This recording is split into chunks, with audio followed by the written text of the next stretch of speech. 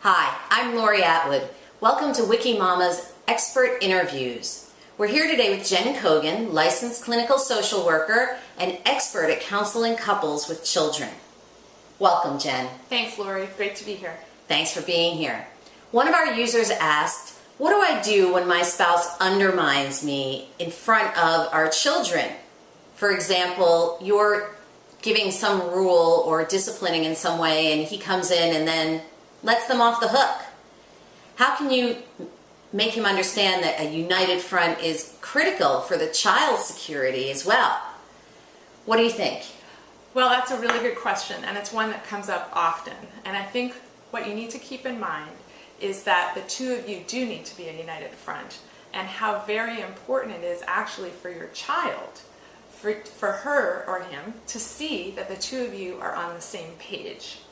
Okay. Yeah. And for example, the other day, my daughter wanted to wear a particular bathing suit, and the bathing suit's a little too big for her, and when it gets wet, it's a little more revealing than I want my 4-year-old to be wearing. So I said, you can only wear this bathing suit if you wear a rash guard over it. And she's screaming and upset, and she wants to wear the bathing suit to the pool that day, and my husband said, oh, I think it's fine, it's not that big of a deal. And I just wanted to scream, and unfortunately in my case I did. Yeah. But that's why I'd like to hear what your answer is. Well, that happens, and I think that it's really important that we find a way to find some space. So what you can do is you can say to your husband, or you could say, let's talk about this elsewhere. You don't want to have this kind of conversation in front of your child. Right. Right. So it's hindsight is easy, but we did have that conversation in front of my child, but I'd like to prevent it next time. Yes.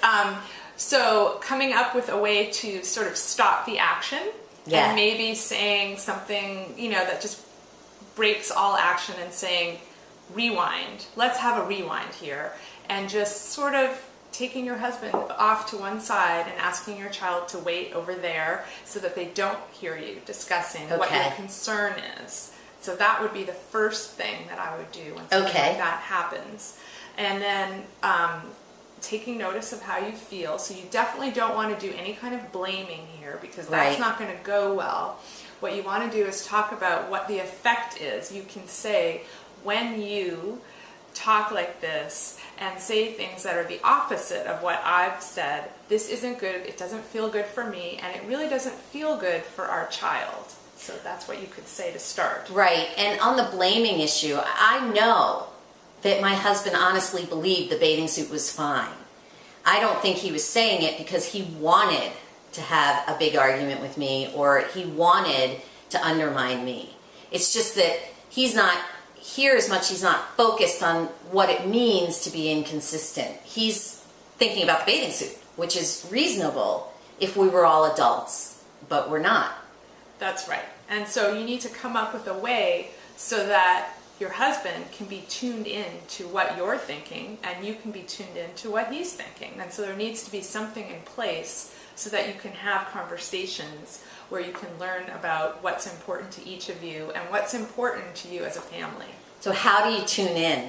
How do you tune in? That's a really good question. Yes. So one way is to just talk, and just to have even a weekly meeting, or going out, for a date night, and just talking about what you notice, maybe what you're working on with your child, and sharing that with your husband. Some couples put up lists in the kitchen so that to sort of key in their husband if maybe their husband works many hours and isn't around as much.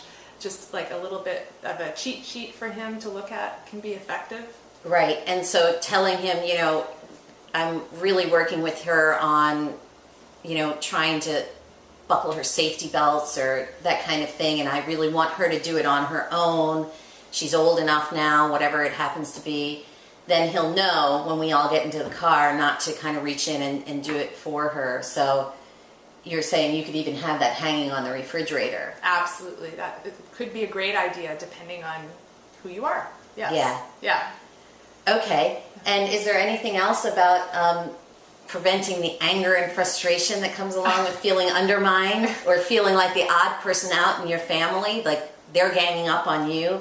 Yes, I think there is this idea that I talk about, which is called love maps, and it comes from this man named John Gottman, who's done a lot of research on couples. And his suggestion is that you find time, so this could be your weekly meeting that you have, or your date night time, or some other special time during the week, where you even ask each other open-ended questions about, you know, what is the best job you ever had, or where do you see us in 5 years? So basically what you want to do is you want to share some part of yourself with your partner so that you can begin to learn more about them and share more, because what you want to do is make sure the two of you are strong together as a couple, and that will help you with your parenting. And that maybe help you when you feel like you're the odd man out in the family. Yes, and that hopefully what that would do is, because you're sharing so much with each other and building this type of relationship, maybe you would even, your husband would even know, I mean, maybe not every time, but maybe he would have a sense that this is something that my wife doesn't want me to do right now, and so he would know that based on the fact that you're having this connection. Yeah, good luck with that. But no, I know, I'm sure it does work. I can see the eye rolling now, but takes practice. It does take practice. Yeah. And if you do feel like you're the odd man out, or that the family's ganging up with you and not ganging up on you and not in a humorous way, what can you do? Is it something where you should just kind of leave the village and go off and get a pedicure and be like, you know, I'm not dealing? Or what can you do if you really feel like they're ganging up? Well, I think that would be a time. I mean, it's always good if you can to go off and get a pedicure. Yes, right. But I think if there is a way that you can signal to your husband and say, you know, this isn't going well for me, and this is what I'm feeling. And again, never discussing this in front of the children, just so that he knows how you're feeling, because it could be that he just has no clue, and so he thinks it's funny or something. Yeah, exactly. Yeah. Yes. Thank you, Jen. You're welcome. That was good. Okay. Were you happy with that? Yeah, was it? I didn't know I was. I'm going to give you a code word for raising your voice. Okay. I'm going to like put my fingers up under the under. It was